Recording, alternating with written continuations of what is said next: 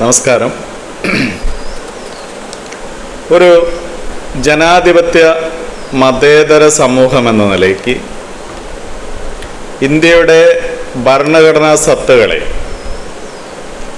ഏറ്റവും ശക്തമായി ഉയർത്തിപ്പിടിക്കുന്ന ഒരു നാടാണ് കേരളം എന്ന് നമുക്ക് കുറച്ച് പറയാം. അതിന് ഏറ്റവും ഒടുവിലത്തെ ഉദാഹരണമാണ് മധ്യപ്രദേശ് സ്വദേശിയായിട്ടുള്ള മൊണാലിസ ഭോസ്ലെ എന്ന പെൺകുട്ടി. ആ പെൺകുട്ടി അന്യമതസ്ഥനായിട്ടുള്ള ഒരു യുവാവുമായി പ്രണയത്തിലാകുകയും കുടുംബം ആ പ്രണയത്തെ എതിർക്കുകയും അവർ വിവാഹിതരാകാൻ തീരുമാനിക്കുകയും അത് നടത്താൻ കേരളത്തെ അവർ തിരഞ്ഞെടുക്കുകയും ചെയ്തു. ഇന്ത്യയിൽ നിയമവ്യവസ്ഥ, ഭരണഘടനാ വ്യവസ്ഥ നിലനിൽക്കുന്ന ഒരേ ഒരു സംസ്ഥാനമുള്ളൂ എന്ന് അവർ തിരിച്ചറിയാണ്. അവരുടെ ആ തിരഞ്ഞെടുപ്പിലൂടെ നമ്മളും തിരിച്ചറിയാണ്. മറ്റ് പല സംസ്ഥാനങ്ങളിലും ഇത്തരമൊരു പ്രവൃത്തി ചെയ്യാൻ കഴിയില്ല. അതായത് പ്രായപൂർത്തിയായ 2 യുവക്കൾക്ക് ഒരുമിക്കാൻ കഴിയില്ല. അവിടെ ജാതിയുടെയും മതത്തിൻ്റെയും സാമുദായികതയും വിലങ്ങുകൾ അതിശക്തമായിട്ടുണ്ട്. അതൊരു ദുരിതാവസ്ഥയാണ്. അതൊരു നിരാശാജനകമായ അവസ്ഥയാണ്. ഇന്ത്യയുടെ ജനാധിപത്യ മതേതര ഇന്ത്യയുടെ സത്തയോട് ചേർന്ന് നിൽക്കാത്ത അവസ്ഥയാണ്. ഒരു ഭീതിയുടെ അവസ്ഥയാണ്, ഭയത്തിൻ്റെ അവസ്ഥയാണ്. ആ അവസ്ഥ കേരളത്തിലില്ല എന്നുള്ളത് നമ്മെ സന്തോഷിപ്പിക്കുന്ന കാര്യമാണ്. ഏതൊരു പ്രായപൂർത്തിയായ ആളുകൾക്കും കേരളത്തിൽ മതജാതി ഭേദമന്യേ വിവാഹിതരാകാനുള്ള എല്ലാ സൗകര്യവുമുണ്ട്. സ്പെഷ്യൽ മാരേജ് ആക്ടിൽ ആ വിവാഹം രജിസ്റ്റർ ചെയ്യാനുള്ള എല്ലാ സൗകര്യവുമുണ്ട്. നാരായണ ഗുരു സ്ഥാപിച്ച ക്ഷേത്രങ്ങളിൽ ഏത് ജാതി മതസ്ഥനും വിവാഹം ചെയ്യാനുള്ള സൗകര്യങ്ങളുണ്ട്. അതൊരു വല്ലാത്ത കേരളമാണ്. അതൊരു മതേതര കേരളമാണ്. അത് പുരോഗമന കേരളമാണ്. ഭരണഘടന നിലവിലുള്ള ഭരണഘടനയുടെ സത്ത അതിൻ്റെ അടിസ്ഥാന തലത്തിൽ പോലും നിലവിലുള്ള ഒരു സമൂഹമാണ്. അതാണ് കേരളത്തെ മറ്റ് സംസ്ഥാനങ്ങളിൽ നിന്ന് വ്യത്യസ്തമാക്കുന്നത്. ഇപ്പം മൊണാലിസയ്ക്കും ഫർമാൻ ഖാനും വിവാഹിതരാകാൻ അവരെന്തുകൊണ്ട് കേരളം തിരഞ്ഞെടുത്തു? നമ്മളൊന്ന് സ്വയം ചോദിച്ചു നോക്കൂ. തിരുവനന്തപുരത്തെ പൂവാറിനടുത്തുള്ള നയനാർ ക്ഷേത്രം എന്തുകൊണ്ട് അവർ തിരഞ്ഞെടുത്തു? അതിൽ നമ്മൾ നടന്നു കയറിയ പോരാട്ടങ്ങളുടെ ചരിത്രമുണ്ട്, നവോത്ഥാനങ്ങളുടെ ചരിത്രമുണ്ട്. ആ ചരിത്രം നിർമ്മിച്ചു നൽകിയ ആധുനിക മൂല്യബോധത്തിൻ്റെ സത്തയാണ് നമ്മുടെ ചിന്തയെയും ബോധത്തെയും പ്രവൃത്തിയെയും തീരുമാനിക്കുന്നത്. നമുക്കിത് കണ്ടിട്ട് അസ്വസ്ഥത ഉണ്ടാവുന്നില്ല. കേരളത്തിൽ അപൂർവം ചില യാഥാസ്ഥിതികർക്ക് ഇത് കണ്ട് ഹാലിളകുന്നുണ്ടാവാം. പക്ഷേ കേരളത്തിലെ സാമാന്യ ജനത്തെ സംബന്ധിച്ചിടത്തോളം ഇതൊന്നും അസ്വസ്ഥപ്പെടുന്ന ഒരു കാര്യമല്ല. ഇത് അവരുടെ വ്യക്തിപരമായ ചോയ്സാണ് എന്ന് അംഗീകരിക്കാൻ കെൽപ്പുള്ള മാനസിക നിലയുള്ള ജനതയാണ് ഇന്ന് കേരളത്തിൽ ജീവിക്കുന്നത്. ഞാൻ അല്ലാത്തവരില്ല എന്ന് പറയുന്നില്ല. കേരളത്തിൽ വംശീയ വർഗീയവാദികൾ എല്ലാ മതത്തിലുമുണ്ട്.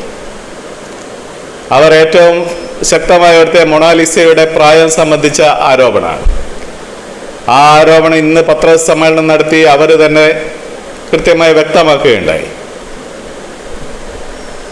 ജനന സർട്ടിഫിക്കറ്റ് അടക്കം മാധ്യമങ്ങളുടെ മുന്നിൽ പ്രൊവൈഡ് ചെയ്തുകൊണ്ട് അവർ പ്രായത്തെ സംബന്ധിച്ച ഇത്തരം വിവാദങ്ങൾ അവസാനിപ്പിക്കണമെന്ന് ആവശ്യപ്പെടുകയുണ്ടായി. ഹിന്ദി ബെൽറ്റിൽ അവർക്കെതിരെ വ്യാപകമായ ദുഷ്പ്രചരണം നടക്കുന്നുണ്ട് എന്ന് അവർ മലയാളം മീഡിയോസിനോട് പറയുന്ന അവസ്ഥ വരെ ഇന്നുണ്ടായി. അതാണ് നമ്മുടെ രാജ്യത്തിൻ്റെ അവസ്ഥ. അപ്പം രാജ്യത്തിൻ്റെ ദുര്യോഗമാണത്. അത്തരമൊരു അവസ്ഥ എന്നുള്ളത് രാജ്യത്തിൻ്റെ ദുര്യോഗമാണ്. കേരളത്തെ എത്താൻ വേണ്ടി സംഘപരിവാർ ഹാൻഡിലുകൾ പല രീതിയിലുള്ള ശ്രമം നടക്കുന്നുണ്ട്.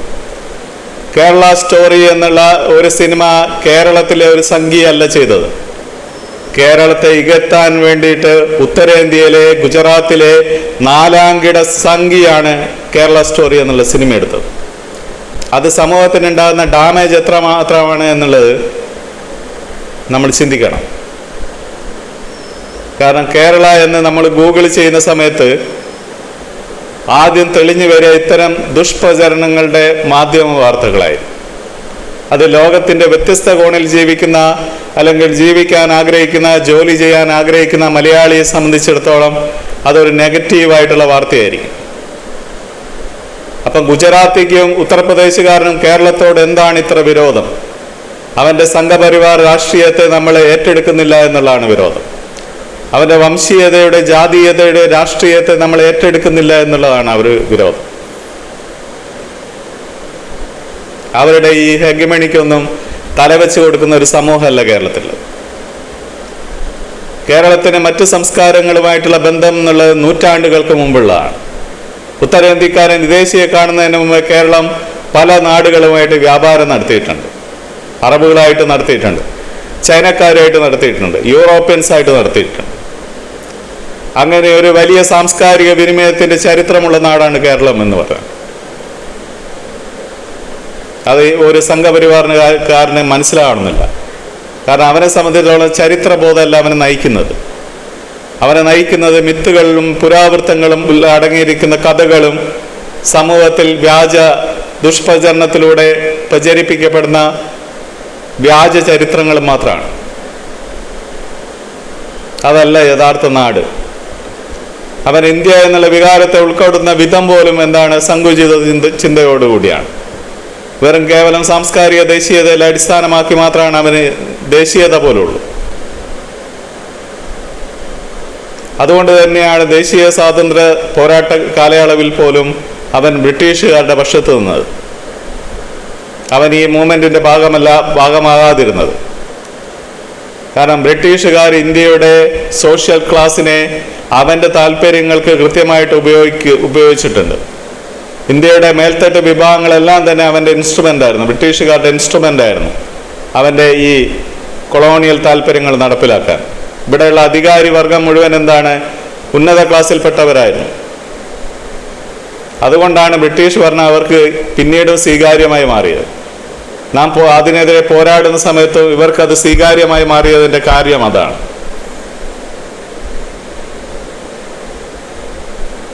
അതല്ല കേരളത്തിൻ്റെ ചരിത്രം. കേരളത്തിൻ്റെ ചരിത്രം സമര പോരാട്ടങ്ങളുടെ ചരിത്രമാണ്. നവോത്ഥാന നേതാക്കളുടെ കഠിന പ്രയത്നത്താൽ സാംസ്കാരികമായി അപനിർമ്മിക്കപ്പെട്ട ജനത ജീവിക്കുന്ന മണ്ണാണ് കേരളം. ആ മണ്ണിൽ ഒരു ഫർമാൻ ഖാനും മൊണാലിസ ബോസ്ലിക്കും കല്യാണം കഴിക്കാം. അവർക്ക് കഴിയുമെങ്കിൽ ഈ മണ്ണിൽ സുഖമായിട്ട് ജീവിക്കാൻ കഴിയും, ആരും തടയില്ല.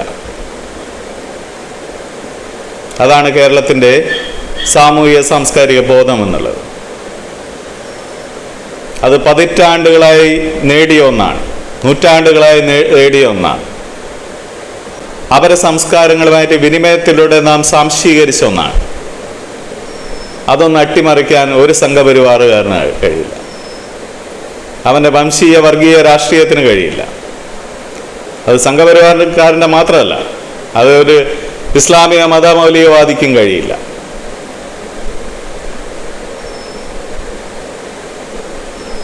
അവിടെയാണ് ഈ വിവാഹത്തിലൂടെ രണ്ട് കാര്യം പ്രധാനമായിട്ടും നാം ഉയർത്തിപ്പിടിച്ചത്.